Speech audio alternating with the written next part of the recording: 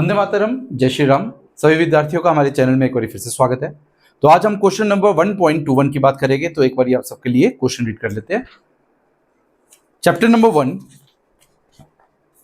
Electric charges and field. Question number 1.21, a uniformly charged conducting sphere of 2.4 meter diameter has a surface charge density of 80 microcoulomb per meter square. A part, find the charge on the sphere। ठीक है, बिल्कुल अच्छी बात है। B part, what is the total electric flux leaving the surface of the sphere। अच्छा, दो part से इसको डिवाइड किया हुआ है। क्या क्या गिवन है एक बार हम पहले वो लिख लेते हैं। क्वेश्चन नंबर 1.21, वो कहता है एक स्फेयर है जिसका डायामीटर आपको गिवन है 2.4 मीटर। तो मतलब अगर रेडियस की बात की जाए तो 1.2 मीटर, क्योंकि जनरली डायमीटर का इतना काम नहीं रहता तो रेडियस की टर्म में ही चीजों को चेंज करेंगे। फिर वो बोलता है कि सरफेस चार्ज डेंसिटी गिवन है। स्फेयर के केस में सरफेस चार्ज डेंसिटी को सिग्मा से रिप्रेजेंट किया जाता है और इसको बोला जाता है Q बाय एस। फॉर्मूले में बाद में आते हैं। गिवन कितना है?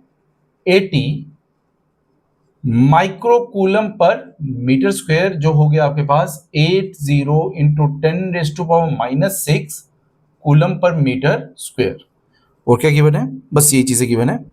आपसे चार्ज के बारे में पूछा हुआ है और इलेक्ट्रिक फ्लक्स के बारे में पूछा हुआ है। ठीक है, तो सिग्मा और चार्ज और इलेक्ट्रिक फ्लक्स के बारे में पूछा है। सिग्मा के बारे में बात करें, सिग्मा के लिए एक्सप्रेशन होता है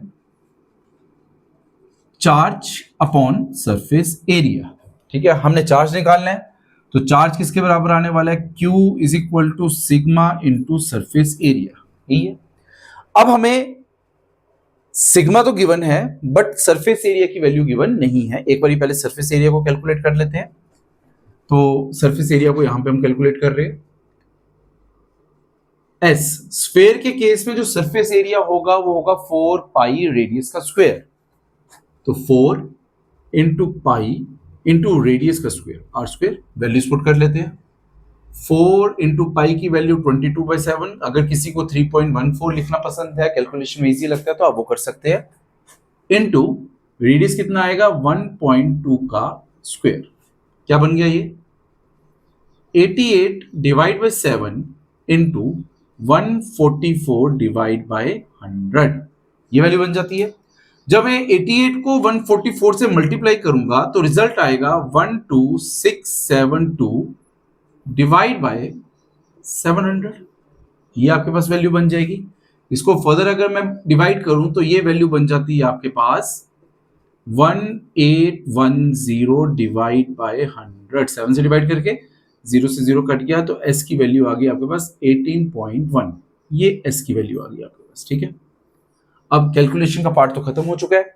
S की वैल्यू को यहां पे पुट करो, सिग्मा की वैल्यू गिवन है, दोनों को मल्टीप्लाई करो, आपके पास चार्ज की वैल्यू आ जाएगी। तो Q is equal to sigma की क्या वैल्यू है? 80 इंटू 10⁻⁻6। S की क्या वैल्यू है? 181 डिवाइड बाय 10। ठीक है, तो ये जीरो वाला पार्ट जीरो वाले पार्ट से कट गया। जब 181 को 8 से मल्टीप्लाई किया जाएगा तो क्या बनेगा? देखिएगा, 8 8 8 64, 4 6 कैरी, 8 1 8 8 6 7 1448 इंटू 10⁻⁻6। ये रिजल्ट आ गया आपके पास।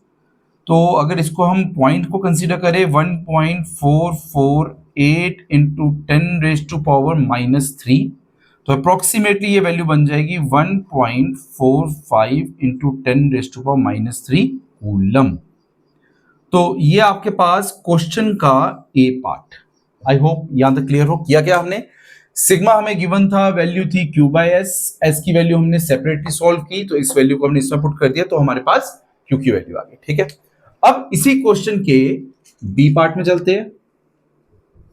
बी पार्ट में कहता है कि आपको फ्लक्स निकालना है। बी पार्ट, फ्लक्स का जनरल फॉर्मूला होता है E इंटू एस या फिर Q by epsilon naught, Gauss law के अकॉर्डिंग। तो phi is equal to Q divide by epsilon naught. Q की वैल्यू भी हम निकाल चुके हैं ये पार्ट से। Phi is equal to 1.45 into 10⁻⁻3 divide by epsilon naught की क्या वैल्यू आती है? 8.85 इंटू 10⁻⁻12। ये पॉइंट और ये पॉइंट यहां से कट गया, क्या रिजल्ट बन जाता है, phi is equal to 145 divide by 885 into 10⁻⁹। तो मैं इसको अगर थोड़ा और अच्छे से सॉल्व करना चाहूं, यहां पे इसे कंटिन्यू कर रहा हूं, 5 is equal to 1450 divide by 885 into 10⁻⁸। अब 885 को इससे अगर हम डिवाइड करते हैं तो अप्रोक्सीमेटली वैल्यू बनेगी 1.6 इंटू 10⁻⁸। और फ्लक्स का यूनिट क्या होता है, newton metre square divide by coulomb. Newton metre square divide by coulomb.